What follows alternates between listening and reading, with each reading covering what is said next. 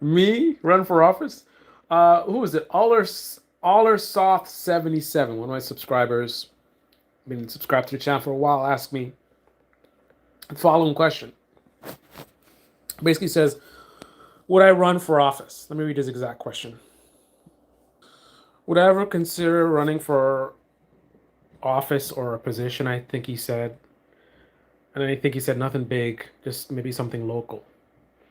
Um, so, admittedly,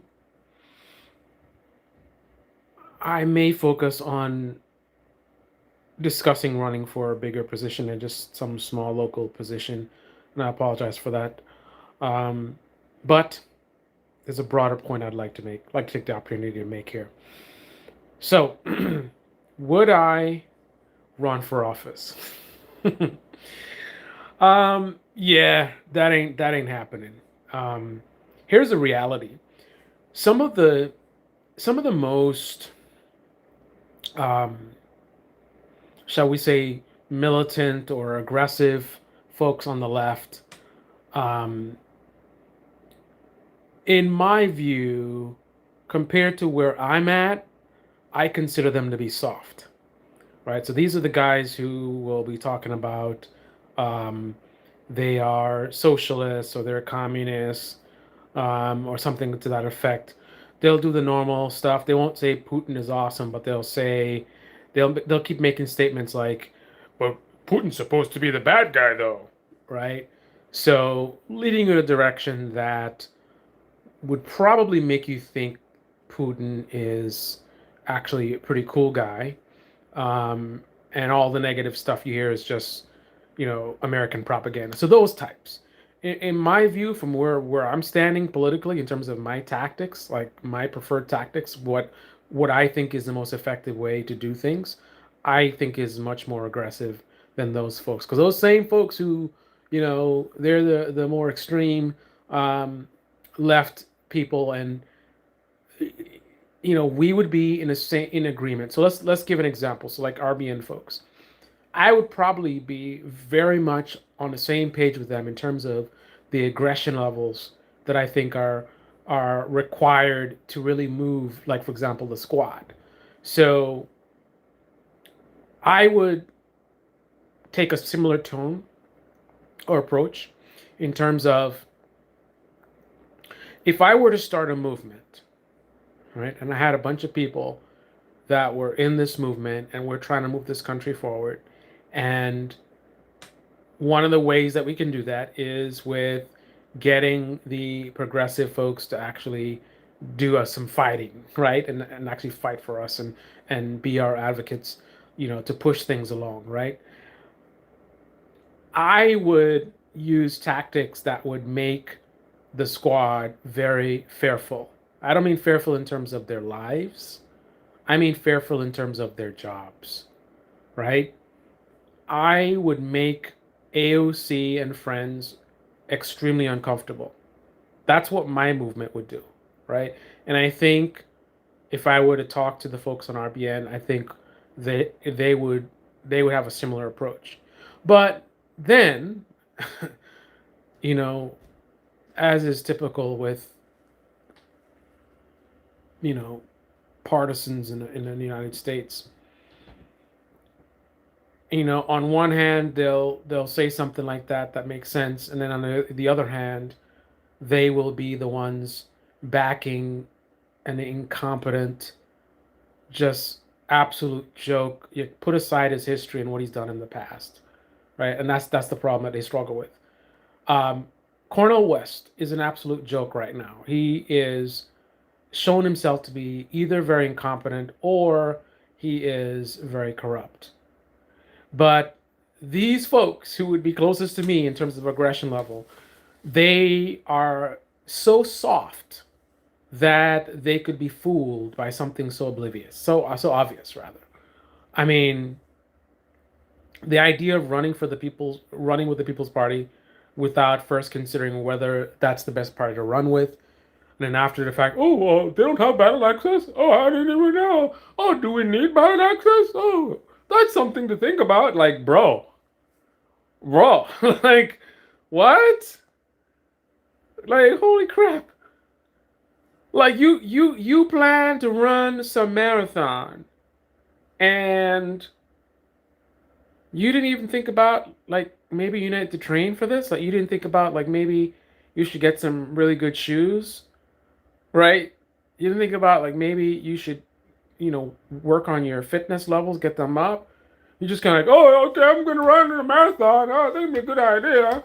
And then people are looking at you out of shape and saying, bro, how are you gonna run a marathon without any practice? Are you gonna do any practicing?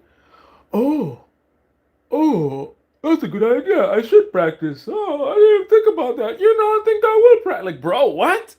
Like, how serious is a guy that's going to run a marathon? I didn't even consider about getting in shape for the marathon, getting the proper gear for the marathon. How serious is a candidate? And how much can this person accomplish if they didn't even consider the very basics of which party should I choose? What is the criteria for picking a party? That they could just stumble into one of the worst parties and then kind of, random people on the internet have to say, hey, what are you doing? Like, bro, really? But let's get back to me running for office.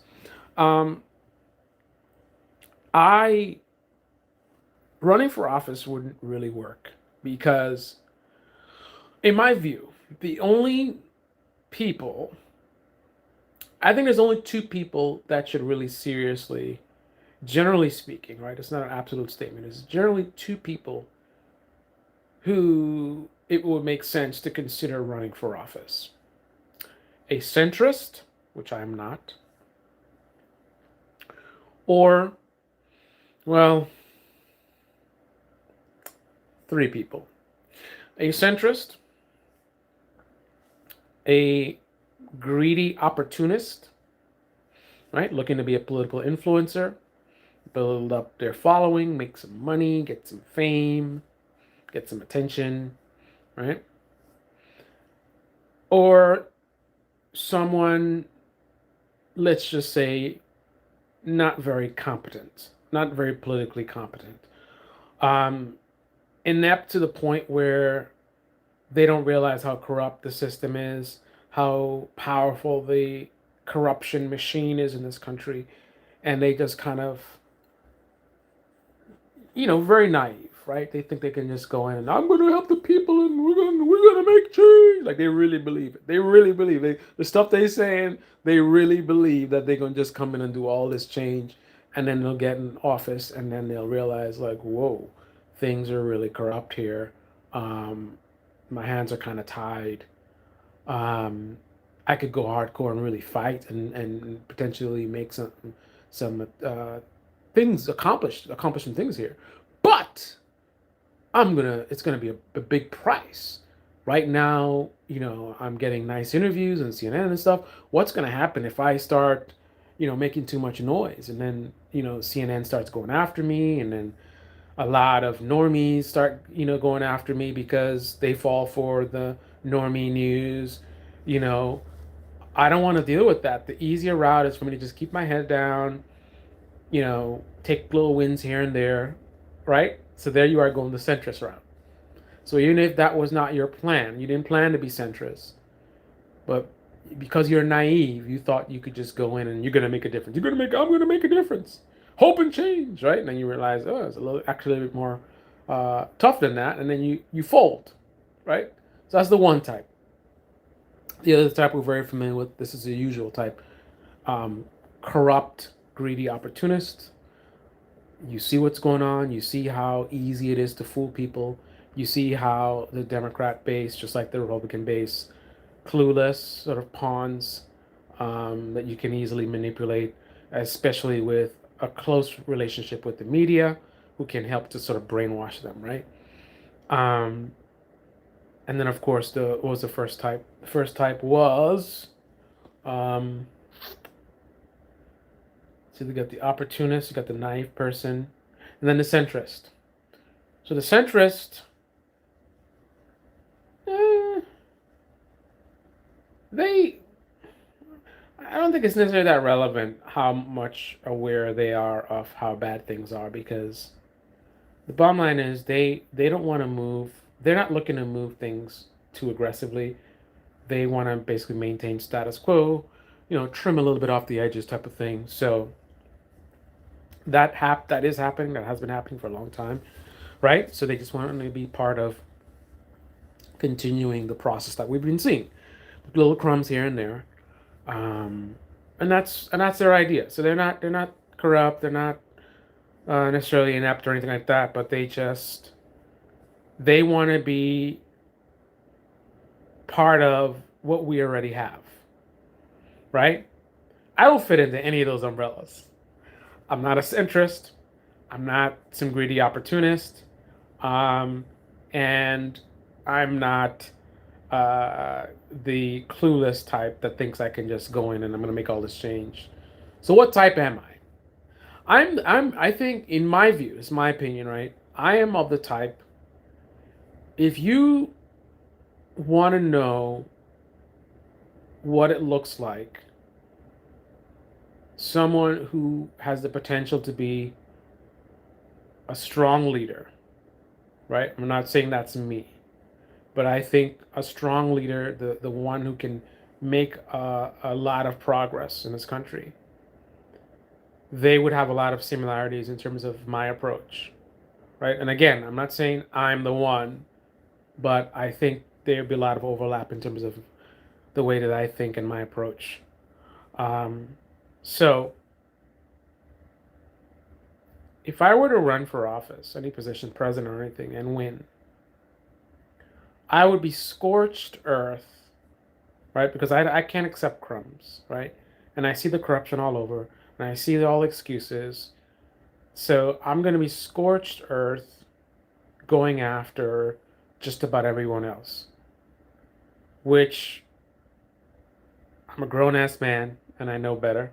The idea that I'm going to be like some kind of Superman, I'm going to go and I'm going to fix the whole system um, basically by myself because who's going to be who's going to help me, right? Corporate Democrats, nope, I'm a big threat to them. The progressives, nope, because they're gonna see that I'm not willing to play their little games and their fake votes and focusing more on tweets and actually fighting for stuff, and I'll be calling them out on stuff like that, right? When they do their little shenanigans, I will be calling them out. Just because I am in office doesn't mean that I'm gonna now be part of the machine. No, I'm gonna be against the machine, which is why it makes it very impractical for me to be in office because I'm going to basically be fighting with everyone, right? I'm not going to fit in anywhere. Um, no one's going to really be willing to work with me because of that. The corporate Democrats are going to put all their money and try to push me out or it's just going to be war. I mean, the stuff you saw with AOC when she started, um, that will be nothing compared to the level of pushback. All of mainstream media on the liberal side is going to be going after me big time. The stuff you saw about AOC, nothing compared to what would happen if I were to run for office. This is going to be nonstop calling me all kinds of names, dig up any kind of dirt in my past, and just nonstop legit smearing. Such and such smeared debate me channel. No, real smearing, not just, someone said something bad about someone that I like. They would be legit going after me and just doing their best. Dark money would be out. I mean, it would be all out war. And I just don't know how sustainable that is. I mean, I don't know. I mean, I'm not saying there's no path. Like if I were to be in office, president, senator, representative, whatever it is. I'm not saying there's no path to victory from within the system, but I'm not very optimistic at all. I just see it being a disaster because, again, I would be toxic to the entire party. No one would work with me. They would all try to set me up. It would be smear campaign, mainstream media backed up by the politicians. Um, And I think both parties, because I would be fighting for the people, truly fighting for the people. So Republicans, they don't want what I'm pushing for, right? So they paint me as I'm a radical left, whatever, whatever. Um, the usual stuff. The attacks on AOC times 10 is what I would get. Um, so to me, um, I think what a real strong leader for the left would look like is someone who probably would not choose to fight from within the system. I think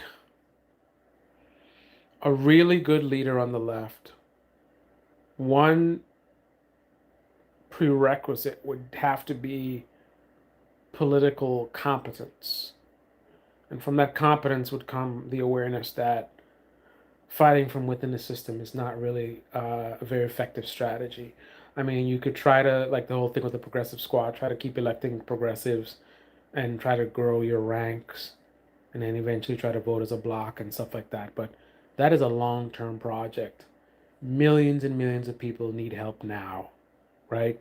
There's a lot of pain and suffering in this country. We need to get ourselves back on track ASAP. So, this long term project, I'm not saying you shouldn't do it, right? Go ahead, try to get more progressives elected, right? Um, but that should not be your core strategy. So, what's the core strategy? What is the approach that I would expect from a real leader that could really make a lot of change in today's world, right?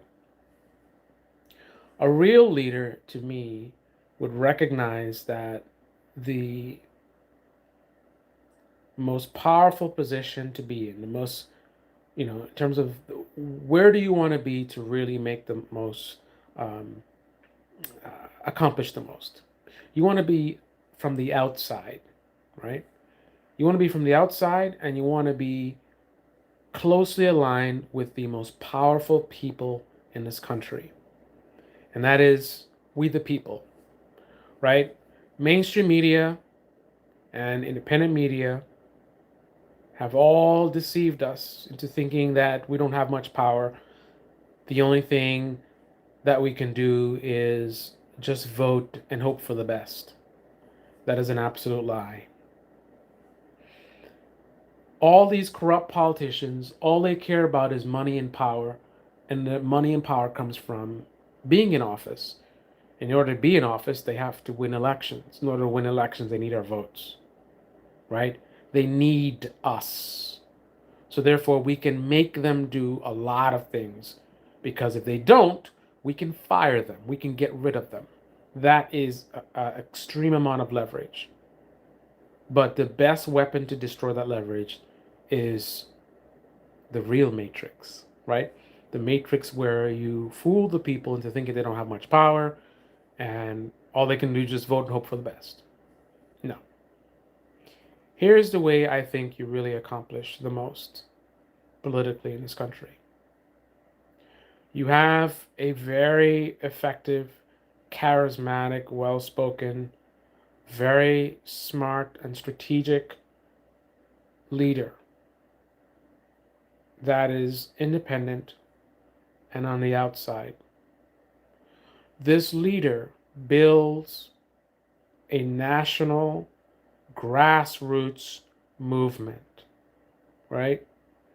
Goes around speaking at various events, right? Builds up a social media platform, to expand the audience and really get people fired up, right? So good at speaking and sharing ideas and energizing people that, you know, they start to go viral, right? Have you heard? Did you see that video where such and such spoke about, like, he just broke down how the Democrats and Republicans, blah, blah, blah, right? People start talking. Have you seen it? Have you seen it? Have you seen it? sharing the videos going viral, um, more and more events, right? Social media following growing and growing, eventually getting to millions, right? And from this movement, you have to convince people of their power and how to utilize their power so that you can get the people that are following you to be engaged aggressively and get them to adopt my personal philosophy in terms of what is the most effective way in terms of politically to get things done. If you vote and that's all you do, you're wasting your time. A vote without a threat and without a promise and consequences is a wasted vote, right? If you're going to vote for someone, that someone needs to be making a promise to the voters that they're going to deliver on some really, really significant things, right? So you're not going to get the vote unless you make those promises. You're not going to get the vote unless you make those promises and you detailed something sensible in terms of strategically how you expect to accomplish those things. Don't just go and promise the world. Give us your plan of how you expect to accomplish it. That's number one before we even consider voting for you. If you can't do those things, not interested. Um, so the voting starts with a promise. You promise to really, really deliver significantly, not the little breadcrumbs. Number two, the vote needs to come with a threat. So you're making the promise of the things that I really want, so I'm willing to consider voting for you. However, you must be warned that if you don't deliver, I'm going to have you removed. We are going to vote you out. You're going to be a one-term whatever, right? And this movement needs to be competent enough to know what the approach will be from the politician's standpoint with something like that. Oh, yeah, I'm going to do it. Yeah, no worry. Yeah, I'm going to do it. I'm going to do it. And then when you get in, you find every excuse. So there needs to be an anticipation that that's what they're going to do, but we're not going to tolerate that. We don't want to hear excuses. If you can't deliver whatever your excuse is, we're going to find somebody who can, right? So we don't want to hear it. And you got to let them know from the beginning because they're gonna do it thinking that that's how they're going to, because I've seen how people are so like just pawns, so easy to fool Americans. But you got to let them know, listen, we already know what you're going to do. You making these promises. And we want to let you know if you get in office and you find every excuse under the sun, okay, fine. If these things are blocking you, then I mean that it is what it is. Apparently you're not the one for the job. You let these obstacles get in your way. We need to find someone who has got solutions, not excuses. You couldn't figure out how to make it happen. Let's find somebody who can. So no excuses, right? You got to make a promise. And then we're going to threaten you that if you don't deliver, you're out.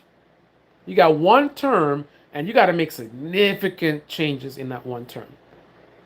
And we're not accepting lame excuses, right? And then there needs to be consequences, right? That's the final part of how to vote effectively. There needs to be consequences. If they didn't deliver and they got every excuse under the sun, vote them out. Come after them hard. You promised all this stuff, and we told you no excuses, and then you came with excuses. You're out. We don't want to hear it. You're out. You had your chance. You are out. And by doing so, you set a message to future politicians that they know simply saying stuff, right, and then planning to come up with excuses is not going to work. These people are serious. These people are not playing games. They ain't got time for the nonsense. They want results. So if I'm not prepared to deliver results, I'm not even going to waste my time, right? And maybe better leaders start to see, wow, there's a movement that's happening. This might be the time for me to get in office. And with the help of support of this movement, I'm going to work hard for them.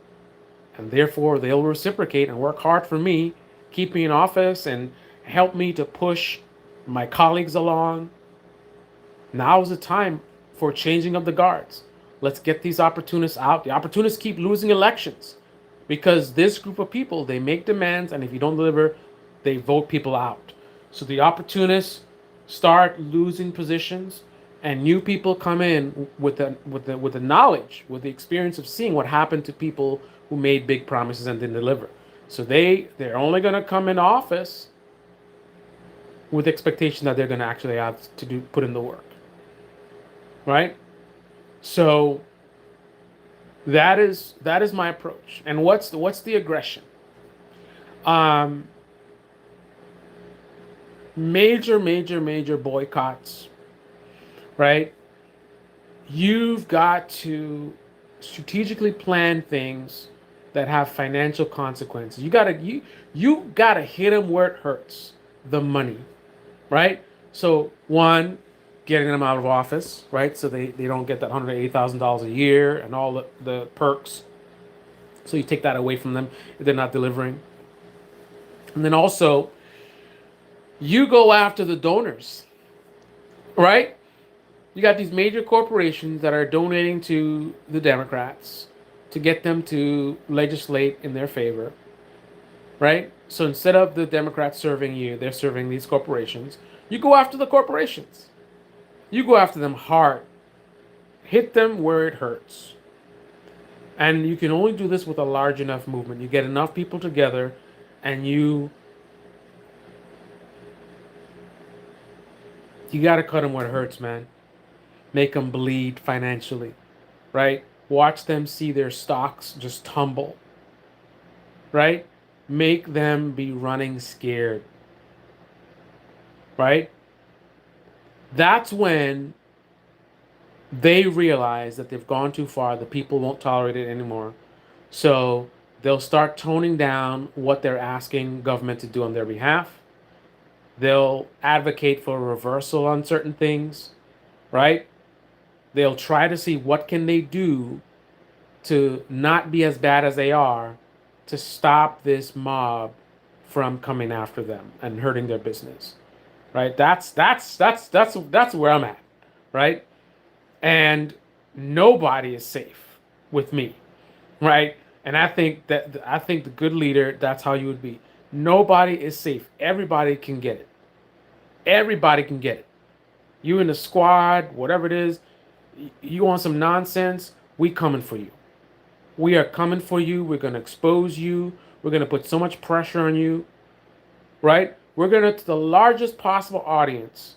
We are going to expose the games and the tricks, right? And if you want to challenge what we're saying, we will welcome you to defend yourself live, right? Let's go one on one. Let's hear your excuses, and we gonna crush every single one of them. We're not accepting no excuses, right? And so that to me, I think is the most effective route. The pressure needs to come from the people, not from a politician. There's no politician that's coming to save us. We got to save ourselves, and the way we save ourselves is we've got to fight, and we got to fight hard, and we've got to hurt them, right? We got to hit them where it hurts, right? We got to go after the money, right? That's all they care about is money and power. We got to get them out of office. We got to go after their corporate donors, right? And we've got to have an adversarial sort of approach, right? Politicians are not our friends, right? They work for us. So we're the boss, and we're going to act like a boss. You're not doing your job, we're gonna pull you in the office, and we're gonna have a chat with you, right? And we're gonna give you a couple chances, not many. And if you don't shape up, you're out, right? That's my approach. So That's why I wouldn't run for office, because I think that is that is the that is the realm of the opportunist, the incompetent, and the centrist. Somebody who wants to make bold moves would not consider running in a Democratic Party, third party, or any party. What they would consider doing is building a grassroots movement and just building up tremendous pressure, right? From the most powerful force in this country, which is we the people. No one has any power any close to what we the people have. No corporation, no billionaire can resist or push back against we the people united, right? And that is why, unfortunately, American media is maintaining status quo by fooling us into believing we don't have any power. All we could do is vote and hope for the best. That's a lie. That's a lie. We can make these politicians do a lot more than what they're doing, such that I don't think it's a matter of, like, people focus on politicians. It doesn't matter what politician. With my tactics, it is my belief that you could get a Pelosi, Biden to do a lot. You could even get a president. You could even get her to deliver a lot. With enough pressure, it really does not matter who is in office, right? They could be as corrupt as they want to be, they could be as inept as they want to be, but all that does not matter when you have we the people united. Why? Because you give them an ultimatum. Either they deliver or we fire them, right? That is the ultimate motivation for them to get their act together and start delivering, right? Either you deliver or you're fired, right? That's the only thing they're gonna listen to. All the other stuff, mumbo jumbo, and this, oh, we go to it. No, man. You gotta let them know we're not your friend. If you're not delivering, if you all get an excuse, we're coming for you, right? We're gonna make you a one term. We will ruin you, right? Um, and that's my approach. Anyway, so this is the Baby Channel. Debate me in the comment section below. Click on the like button, subscribe, smash that bell. Be well. I hope that answers your question. Um, this was a response to a question that one of my subscribers asked me, and that is my answer. Hope you enjoyed the video, and until next time, thanks for watching. Hey, Jock, we the people are the power. People seem to have a different needs. We the people have these needs competing. Oh, what just happened? Are the power, people seem to have different needs. We the people have these needs. I'm not sure what you're saying. Maybe you're saying um, in terms of, like, you can't please everyone, right? But I think that again is part of the lie, right? Let's talk about the real matrix. This sort of illusion that we've been brainwashed into believing.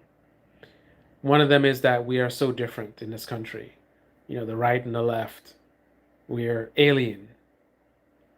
The lie that, you know, makes us not realize how much alike we really are. That the core desires of the typical American, regardless of left or right, are pretty much the same, even though we may not describe it as such. Now, obviously, there's a lot of propagandists that are getting people wound up and pushing them down rabbit holes and making them angry and all this kind of stuff. But that's noise and distractions. If you peel away all of that nonsense and you get to the core, like, put that stuff aside, put the emotions aside, and you really talk to someone and try to understand them, a typical American, like, what is really important to you? What is really important to you?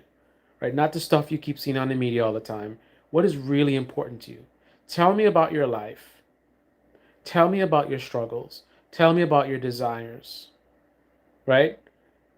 And from that core perspective, let us see what the solution is for those things. Not the stuff you're talking about all the time on social media, not the stuff that the media keeps talking about that you listen to.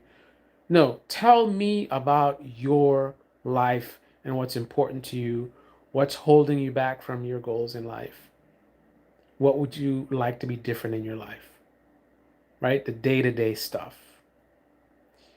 Having that conversation, in my view, with most right wing and left wing Americans, there's going to be some core elements that are going to be very, very similar. They may not even seem as similar as they are because, based on the difference of ideology, they may describe them in different ways. But if you really, really pull back the layers, question them, and get to the heart of, what are the most fundamental principles that are really important to them, I think you'll get to a point where things are very, very close. So ultimately, I think it is very, very possible to effectively serve um, the overwhelming majority of this country, regardless of ideology. It is very, very possible. But unfortunately, part of the scam in this country is putting us in this polar sort of framework where left versus right, conservative versus liberal, um, making us fight each other instead of fighting the system and fighting those atop the sort of string pullers. Um, but that is the reality. Anyway, thanks for joining, guys. It is late. I'm just gonna watch a quick movie or something. I don't know what I'm gonna watch. It's kind of late to watch a movie. I don't know. Well, I want to watch something. I've been working hard again. I'm trying to restore my door. I don't know how old that door is. My front door is could be 100 years old or something. Really, really, like the wood is rotting in certain places. So that's a project and a half. Got to sand down some parts of it that are decent. And I'm gonna figure out how to replace other parts that are not um, beyond repair. I've never done something like this before, so it's gonna be interesting. I started the sanding work today, um, and I did a swap with Airbnb today. Somebody checked out, someone else checked in. Really cool guys. Came from Mexico. A guy and his father. Really cool people. I've had some really great guests here. Really great people. Actually spent some time with them talking to him and his father, and we're talking. We get a little bit. We got into a little bit of politics. I know it's dangerous territory, but we didn't get too deep. We talked some stuff, and then I was giving him some suggestions of things to do. I sent him some restaurant suggestions and stuff like that. But it was a busy day. I chose to do laundry, even though revenue is up. I'm not quite there yet, and I'm still in a hole. So I I did one or two where I hired someone, and then I said, you know what, let me just do. I'll do it myself. So I did it myself. So I had to hustle down. So I'm leaving stuff in the machine at the laundromat. Then I'm running back to the house, mopping, sweeping, whatever. Then I gotta go run back to the laundry, take it out of the machine, put it in the dryer, then go back to the house and then mopping and sweeping till the guests arrive and the beds weren't made. I had to come back and make it. So yeah. So anyway, it's been a long day. I got a lot of stuff done today, but I want to enjoy. I want to do some enjoyment right now. So let me go watch something. Anyway, all right, guys. Until next time.